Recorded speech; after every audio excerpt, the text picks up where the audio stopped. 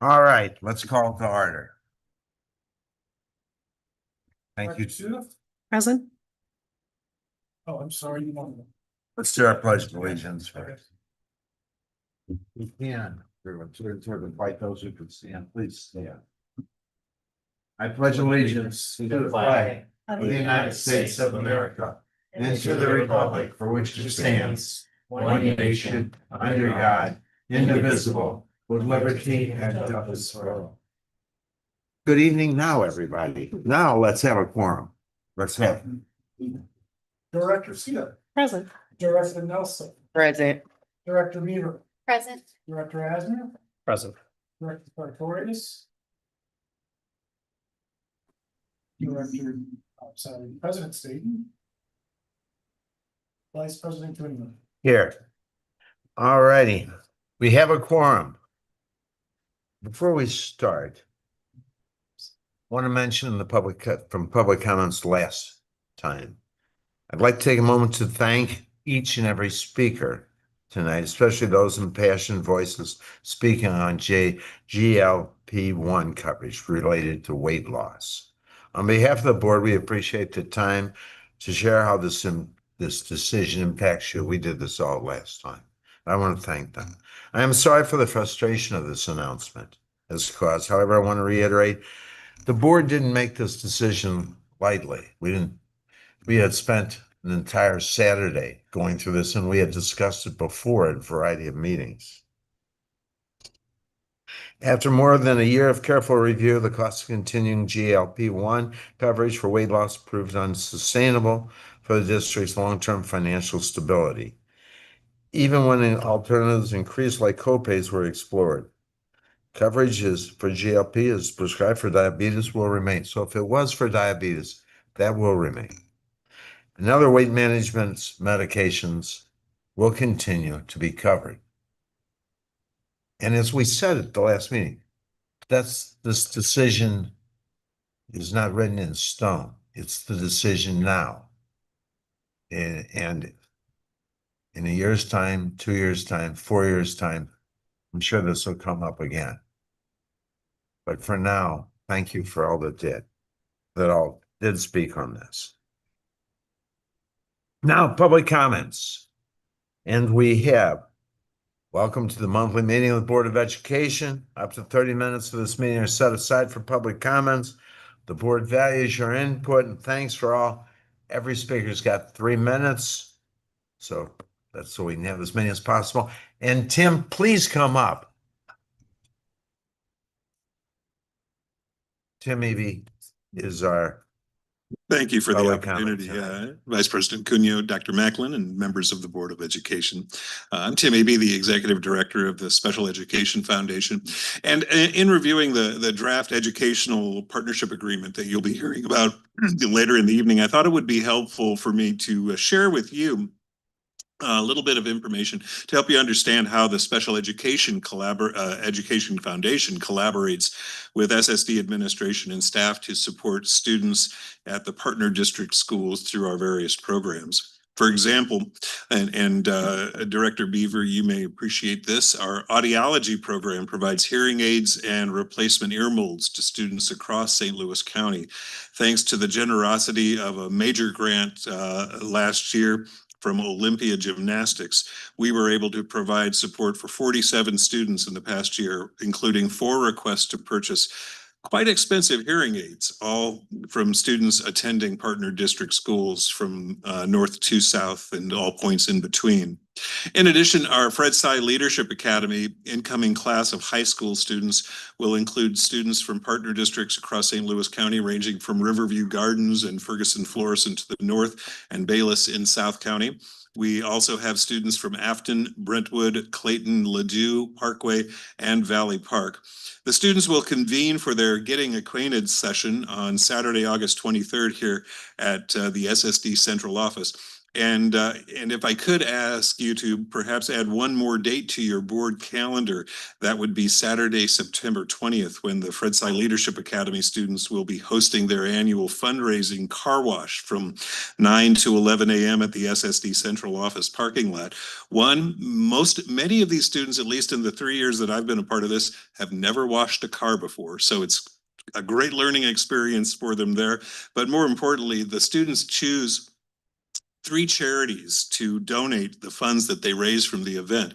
So they learn about how philanthropy works. And last year they raised over $700 from that event. And again, that's Saturday, September 20th from 9 to 11 a.m. Where is that again? In the entrance and the parking lot there here at the central office. Thank you. So please come by. And finally, during the 2024-25 school year, educators in 12 of the 22 partner districts took advantage of funding from SEF's Classroom Innovation Grants to provide creative learning opportunities for their students.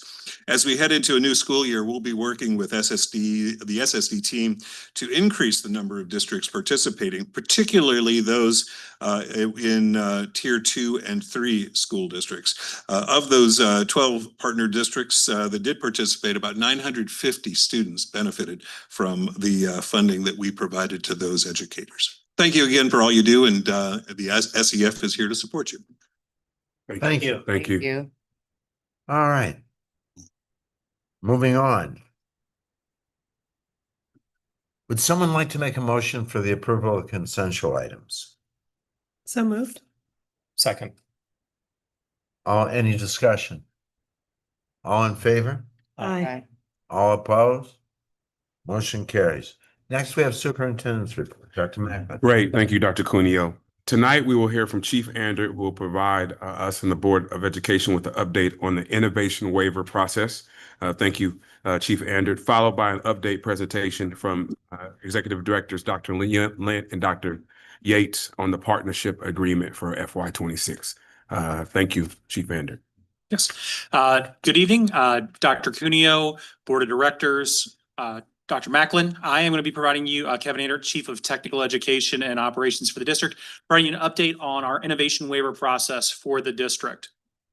I did want to start, since we have a couple new board members, to talk about really what is an innovation waiver. So as we talked about a year ago, Senate Bill 285, which was passed in 2021, created a process to exempt school districts or individual schools from certain regulatory pieces, be that statute or DESE regulation. And the goal of that was to foster innovation within those districts. A waiver can last up to 3 years and then can be renewed on top of that. Within that waiver, you have to have a specific area of focus. For St. Louis County Special School District, our focus is on college and career readiness is our area and scope. The process for the innovation waiver has to include several key pieces. That includes an innovation plan, which we have going to the board this evening for reapproval. It was approved last year. An innovation team, accountability targets, stakeholder support, and identify what specific laws and regulations is it that we're seeking to be exempted from, which you'll see all those elements in the innovation plan that we're sending to you all this evening for approval. Next slide. All right, so why are we doing, too far. So why are we doing this right now? So as you've heard in previous reports from other meetings, our current accreditation process that exists in the state does not fit the student profile of special school district very well. We really want to make sure that what we're holding ourselves accountable to fits the programming that we offer and the outcomes that we want to see for students. And so the innovation waiver allows us to set ourselves up for an accountability system that really is customized to our unique student population. This also creates an opportunity for the district to align all of our key guiding documents together to have a continuous school improvement plan that's aligned to our accreditation model, which is aligned to what our building and school goals are, and have all those boats kind of rowing in the same direction and working towards the same goals for kids. We want to make sure that we're focusing on what truly matters. So looking at meaningful data and meaningful outcomes for kids. And the innovation waiver is a way for us to customize our accountability system to our district. As a part of the process, we have to have an innovation team, as I mentioned earlier. What you have listed on the screen right now is our team that we've had through June of 2025. We do have one member on the team who will be cycling off, Kathy Russ, who is our principal at Litzinger. She retired on June 30th, so we will be replacing Kathy as a member of the team. Everyone else that was on our team for the past year or so is going to continue forward with our team as we continue to work towards this work. So our innovation plan has 7 key requests that we're seeking from the state to be exempted from in either regulation or statute. Those 7 requests are outlined on the screen. A couple of the big ones.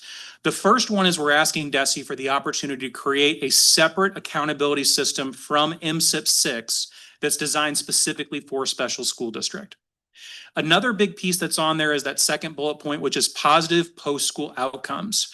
Currently, we're held accountable to students having post-secondary placement through a 180-day follow-up metric that looks for students to be in work, school, or the military. We have a large population of students where full-time employment or full-time school is not really the right fit for those students. So instead, we're looking for positive post-school outcomes. Is the student's outcome aligned to what that transition plan was, which could be volunteerism, could be part-time or supported employment. So making sure that we're really customizing that to the student population. Another big one on there is graduation rate. Currently, DESE only looks at students who are graduating by credits. A large portion of the students that we serve in SSD schools and programs are graduating based off IEP goals. And so we want to consider that on equal footing based on the population that we serve. Another one that we talk about frequently is the Missouri Assessment Program MAP tests and EOC's end of course exams. There are 2 types of measures that exist with MAP and EOC. There's growth and there's proficiency. Proficiency is comparing students against the population with their gen ed peers of are they meeting the standard of proficiency for grade level? Whereas the growth metric looks at did the student do better on the assessment or worse on the assessment from what we expected in their performance based upon the demographic characteristics of the student? And so the University of Missouri Columbia made a formula that really predicts, they take all the factors about a student and predict how they're going to perform. Historically, our schools have done very well on that growth measure. And that's the measure that we really want to hold ourselves to because that's the piece that we have control over. What's the expected outcome for student and can we exceed that expected outcome? We also want to make a shift instead of looking purely at attendance as our way of measuring student engagement, which attendance is just, did the student show up to school?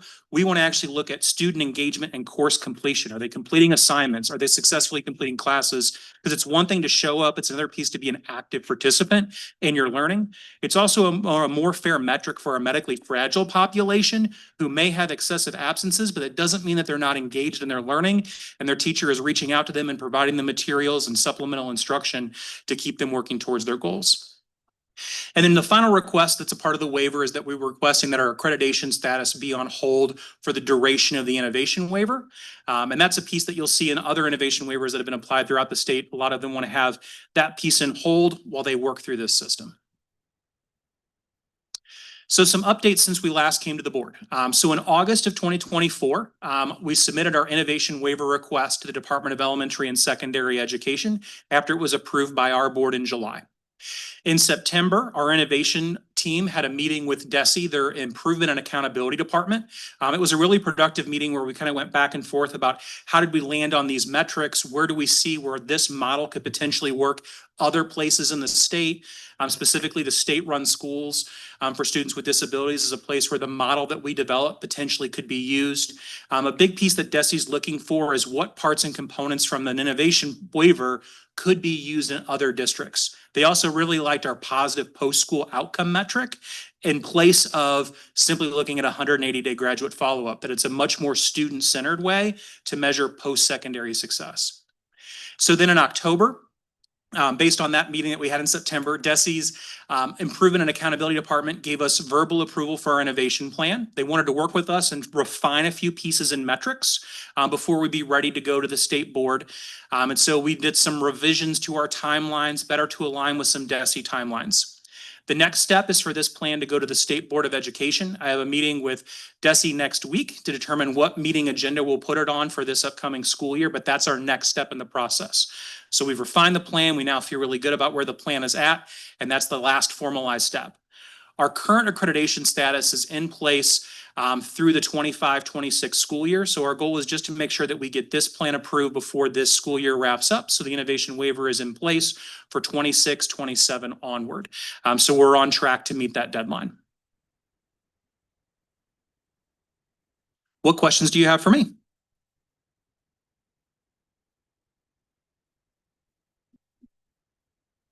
Yes. So as a new board member, before your presentation, it hadn't really occurred to me, but for our students who are receiving SSD services in their partner district, the accountability goes to that partner district? That's correct. Okay, so these are students that are in our own Yes. SSD. So if we want to go back and you want to pull up the innovation team slide, you can kind of see the places we pulled from. So SSD schools are a part of this. Our program that we have at the courts, Summit Academy, is a part of our metric. The students that we serve in the Bridges program, also our students in our technical high schools, the portion of their day that they're with us, that reflects in our data. Any student that is serviced fully on homebound as well factors into our accountability metrics. So it's homebound, it's technical schools, it's our SSD schools, and then also our students receiving purchase of service, that stuff flows back to us as well. And if I'm hearing you correctly, like part of your conversation with Desi is that possibly these measures that we've been working on for SSD might end up being measures that they can apply to other districts like our partner district. Yeah, absolutely. And so they see it twofold. One is for other districts who are pursuing an innovation waiver to be able to say, if you're thinking about doing something different, here's something that's already happening at special school district, and we'd love to get more data on this metric. So if they adopt it, then they'd begin collecting that data as well. And so the things we're doing in college and career readiness especially is very different from how DESE has historically measured college and career readiness. And so that's a piece where they think that even a regular comprehensive district might want to adopt that positive post-school outcome. But we also have some stuff that's unique to us where it's more of a district or a program that is exclusively serving students with disabilities that they might want to utilize that as well. But I'm hoping some of this stuff really works and it could wind up in an MSIP 7 down the road. Yeah. I'm curious on state schools. They're the ones that are most like us. Yes. What type of innovation waivers do they have? And are we similar to theirs? So they do not currently have an innovation waiver in place right now for the state-run schools.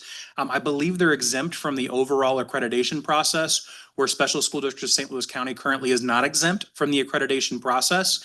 But the conversations we've had with DESE is they've really been struggling with what are those really key metrics that we want to be evaluating the success of the programming that they're offering at the state-run schools. And as our innovation team was walking through the pieces, it's like you could just pick this up and drop this over there and use the same model that we're using, because it is a very apples to apples comparison when you're talking about student population. Thank you. Makes sense. Yes, Director Sue. Yeah, thank you. I'm excited about the innovation waiver. I really hope that this is something we can put into place. When I look at page 5, I look at the metrics that we are proposing. Are these metrics that we're already gathering data on? Yes. Yeah. So that was part of the conversation we had with DESE and part of why we slowed down a little bit was we were pursuing this the same time we were rolling out a new student information system. And so it was making sure our student information system is set up to collect data on all of the things that we want to have as a part of the innovation waiver. So this is just a request for the superintendent and the board to think about. These are metrics that we feel really measure our work very well. Would it be worthwhile to think about putting these on a dashboard so that the board could monitor these metrics? Sure, I think that anytime that we can bring these pieces and to be able to clearly analyze them would be key. We actually met today and talked about our KPI dashboard, which you guys received a presentation on not too long ago, and what those pieces will really mean. And so I think that's a conversation to happen in the future. And several of the metrics from here are also in that KPI dashboard.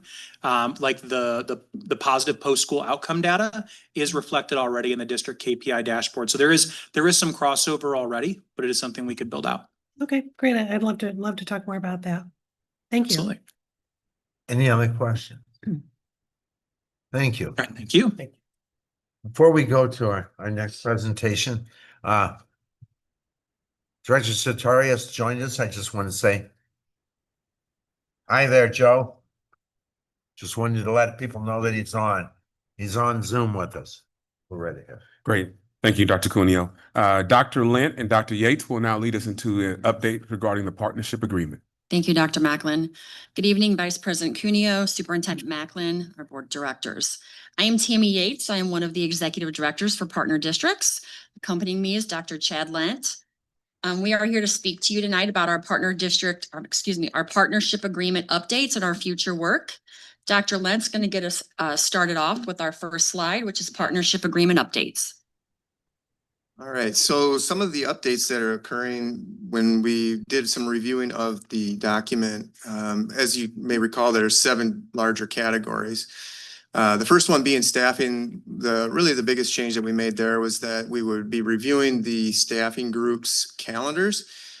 Each district has different work days and things like that, so it's good to be able to review that with your partner. Under the teaching, learning, and accountability, there was no change. Under collaboration of responsibility and resources, we added language about SSD not being responsible for capital improvement projects in partner districts. Under student services, when it comes to guiding the least restrictive environment, we added language around IEP and charting a life course, which is a major initiative for us this coming year. Under data and technology, we added language around artificial intelligence and reviewing policies with our partner districts.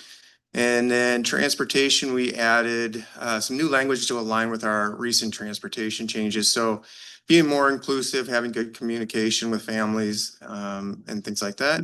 And then under career and technical education, we did not have any changes. Dr. Yates will talk a little bit about next steps. Next slide, please. So important dates that we roll over from each year, which is important in our collaboration with our partner districts. And we set these dates and our partner districts are aware of these as well as our directors, that we ask our directors to work with their liaisons and their partner district board of education to present and review the partnership agreement by September 30th. Then we ask for the partner district board of educations, those required signatures, to get those submitted to us and to Dr. Macklin's office then by October 31st. Of course, those are some deadlines that we do like to stick to, but we do have a little bit of flexibility there. Our directors are already, because they are aware of these dates, they're already working with their partner district board of educations to get on their board agendas so they can work through that. Next slide, please. Future work we will be looking into is a full review of the partnership agreement. As Dr. Lent stated, we have made some minor revisions going into this year, but we will, every few years, we like to really dig into it and do a full review of the partnership agreement to make sure it is aligned with our current practices and best practices for students. With that comes SSD and partner district collaboration. When we reviewed and revised the partnership agreement a few years ago, it was very important for us to have a comprehensive collaborative group that represented each region across the county, our north, our south, our central, and our west regions. And we look to have representation from each of those partner districts. We established that committee. The goal is for us to get that established between now and the fall of this school year. Then we will work through that review and revision process for the year with the final draft being presented to the board by next summer. Next slide, please. And that is the end of our brief presentation and update. Do you have any questions for us? Thank you for the presentation. Are we going to see the individual agreements? They are attached to the action item. They were, The okay, just the uniform agreement is, but we can get the individual agreement. okay. Thank you. Here's what can we put down for our future work also? Can we have on so that each one of those partner districts that we give that to the governing council board member, that at a meeting, they sign it also. I mean, that's what we were doing before. I just want to make sure that's still in here. Still process. Because I want that board member I want the governing council board member to be responsible also. Then that individual can make sure that he takes it back to his. Before it's fully executed. Right. I just want to make sure they're involved. And we can definitely make sure that's noted. It's just one more. I just want to make sure that way they feel that they have a play in this. Completely understood. Yep, I'd like to comment on that. I was on governing council when that process was added, and I think it's very beneficial. I'm happy that we're doing it again. That was the one meeting that we would have before that we decided to feed people at every meeting, but we would have that Mhm. one meeting. That way they would have it, they'd have the data on it and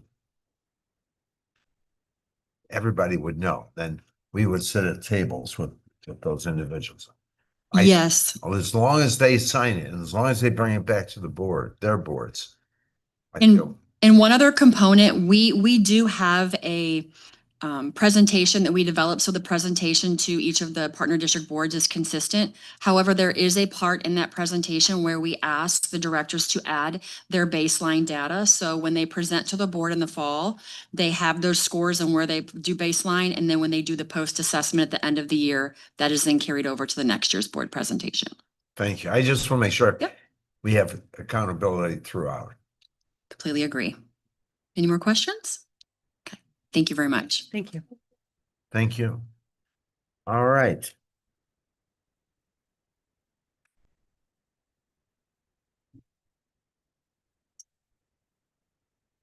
Now we take up our action items. Innovation plan reauthorization. Would someone like to make a motion to approve the innovation plan reauthorization? So moved. Do I have a second? Second. Any discussion? All in favor? Aye. All opposed? Motion carries. Second, educational partnership agreement and coordinator and principal collaborative coordinator. Next, we have the educational partner agreement and coordinator principal collaboration tool. Is there a motion to approve? So moved. Move. Second, Second. any discussion? Motion carries. All in favor? Second, is there a motion to approve the job title updates? So moved. Do we need to vote? Do we? Oh, that's correct. I'm sorry there. Let's go back to 5.01. Let's have a vote. We've got the motion on the table. Did we vote? No. I thought we had all in favor on that one. We did. Let's go to 502.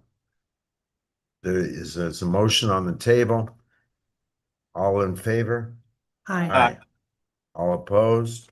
Motion carries. Now, is there a motion to approve the job title updates? 5.03. I think I made a motion. So moved. Is there a second on that? Second. Any discussion? All in favor? Aye. Aye. All opposed? Motion carries. 5.04, career ladder plan. Is there a motion to approve? So moved. Is there a second? Second. Any discussion? No discussion? All in favor? Aye. All opposed? Motion carries. 5.05, notification incentive for retirement. The motion to approve. Is there a second? Good, thank you. Any discussion? I like the way this is set up, to have people finish their contracts. Thank you. Yes. Thank you. Any other discussion? All in favor? Aye. Aye. All opposed? Motion carries. Student Wellness Program. Is there a motion to approve the Student Wellness Program? So moved. Is there a second? Second. Any discussion? All in favor? Aye. Aye. All opposed? Motion carries. 5.07, Stivers Staffing. Stivers or Stivers? Stivers Staffing. Is there a motion to approve the Stivers Staffing Agreement? So So moved. Second. Any discussion? All in favor? Aye. Aye. All opposed? Motion carries. 5.08, Branching Minds Renewal and Meeting Assistant for FY 25-26. Is there a motion to approve? So move. Is there a second? Second. Any discussion? All right, all in favor? Aye. Aye. All opposed? Motion carries. 509, Food service meal price increase. Is there a motion to approve the food service meal price increase? So Oh. moved. Second. Any discussion? Just want to note that we're increasing the cost of lunch by 10 cents. Hmm. In both cases, that's the only change. Any additional discussion on that? All in favor? Aye. Aye. All opposed? Motion carries. 510, part-time hourly off-duty officer and armed guard rate. Is there a motion to approve part-time off-duty officer and armed guard rate? So So moved. move. Is there a second? Second. Any discussion? All in favor? Aye. Aye. All opposed? Motion carries. 5.11, May 2025 monthly financial statements. Is there a motion to approve? So moved. Second. Any discussion? All in favor? Aye. Aye. All opposed? Motion carries. 512, July budget adjustments. Is there a motion to approve the July budget adjustments? So move. Is there a second? Second. Any discussion? All in favor? Aye. Aye. Aye. All opposed? Motion carries. 5.13, retiree health Medicare eligible retiree funding levels. Is there a motion to approve? So moved. Is there a second? Second. Any discussion? All in favor? Aye. Aye. All opposed? 5.14, self-funded health plan funding levels, high deductible health plan, HDHP. Is there a motion to approve? So moved. Is there a second? Second. Any discussion? All in favor? Aye. 5.15, self-funded health plan funding levels, traditional PPO. Is there a motion to approve the self-funded health plan funding levels, traditional PPO? So moved. Second. Any discussion? All in favor? Aye. Aye.